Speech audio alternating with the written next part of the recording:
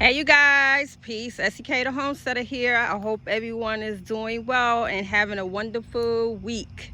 All right, you guys, so I did do my Florida weave trellising method, and by next week they're going to be needing another roll of twine. So there are plenty of videos on how to do the Florida weave method. All you do is go in and out, in and out, in and out, in and out. You wrap around your post, then you come back around and you go in and out again. So if y'all can see the little zigzag method right here, it's very simple, you guys. And then you wrap around your post. So what happened with mine is I had to do like 2 different sections, which I forgot because I had tomatoes in the middle area. As you can see, I had to rope around there and attach it to this post and this post. And then I had to do the same thing with this middle one on this end, which I did the in out method and wrapped one on this end and then on this end. So by next week, I will be having to do this again because these tomatoes is shooting up so fast, you guys. And y'all know I just got these planted last week. But they are moving very fast. They are producing tomatoes already. They're looking really, really good. And remember last week, you guys, I sowed the green beans in the middle area. And they already germinated. We had a downpour. We had tornado watch this week, and I was so excited about getting that rainfall. And you see we got more tomatoes. That's them Romas. I love Romas. And the rain pour was awesome. There were a lot of people that were scared because they sent out that emergency alarm, but you know, overall we were good, and I was happy to get all that rain. Okay, so that's what this is looking like. And like I said, there are plenty of videos on how to do the Florida weave. It's very simple. You just want to use the right twine, and you want to also make sure you have that tension there to keep the branches of the tomatoes standing upright as much as possible. I may even add some more stakes in here if I feel like they get a little bit too crazy. I'm going to do my best to try to take off the little what they call them, they call them the underarm pit. People make fun of them and call them the underarm pit, but those shoots that they shoot out to make more plants. Gosh, my mind is totally blank. I'm hungry. I have not eaten today. I've been out in the yard, but I'm sure you guys can figure out what I'm saying. So I'll be pruning those back and trying to keep them under control as much as possible. I think I'm going to have a very great harvest this year because I've learned a lot within the 3 years of starting my homestead. I have grown a lot. So I'm at a good place to where I can come out now and weed out if I have to. I don't feel as overwhelmed as I did the first year I started. So I think I'm at a good pace, you guys. So that's what this is looking like. And I'll just step back a little bit. And I did use the metal T-posts, and they're very strong. We didn't drive them that far in because my son had put some on one side, and I had to explain to him that I needed those notches on the same side to use those as markings. So we didn't drive them all the way in, which is good, just in case we have to remove them again.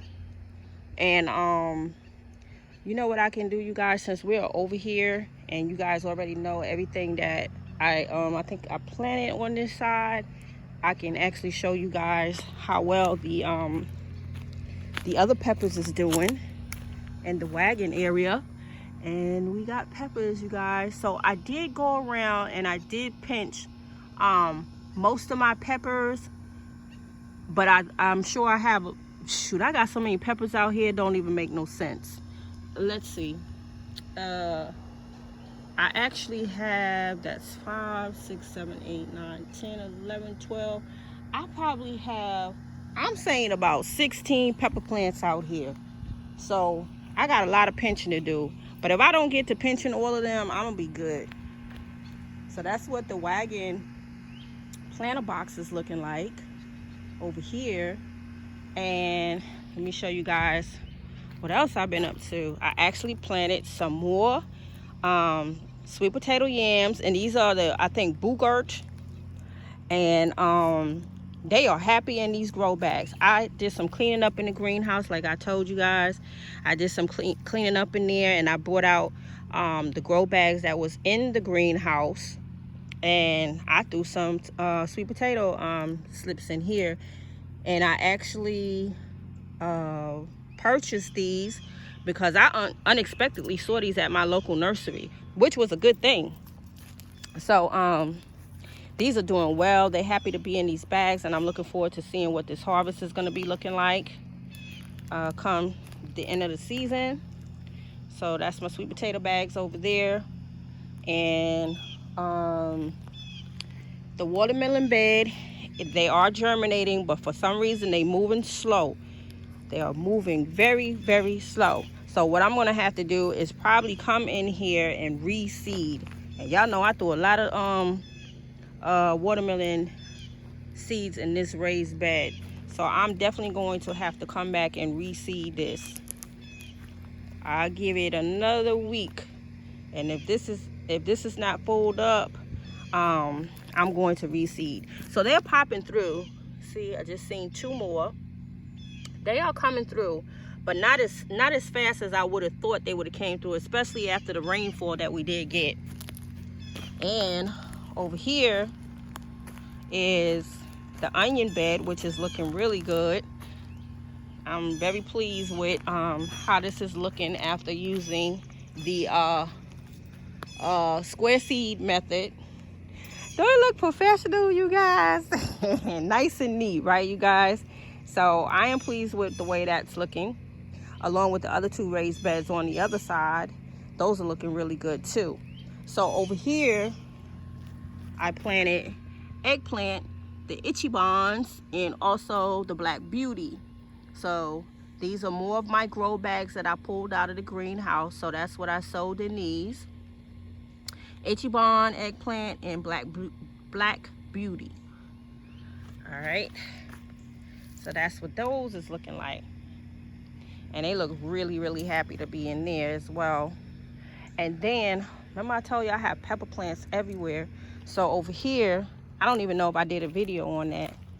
Over here is, boy oh boy, 1 2 3 4 5 6 7, and actually another one, so that's 8.